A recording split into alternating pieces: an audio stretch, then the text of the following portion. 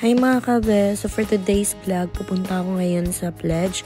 Magpapakulay ako ng buhok at magpapagupit na rin dahil sobrang init na ngayon sa Japan. So samahan niyo po ako. Isa pala yung pledge at dito po ako nagpapa-hair color. Gawa po ng mura lang po siya. Kayang-kaya lang po ng budget dahil po sa iba ay nasa mga 3 lapad po pag nagpakulay po kayo. So dito na lang po ako nagpapalaga ng buhok. Inupitan na po nila ako dyan. At yung next naman ay kinulay na nila yung buhok ko. So nag-antay lang ako ng mga 2 hours. Then mga pagbanlaw at pag-asikaso is 1 hour din. So 3 hours lahat. Tapos na po ako. So ayan, magbabayad na po ako dyan. At uuwi na rin po ako.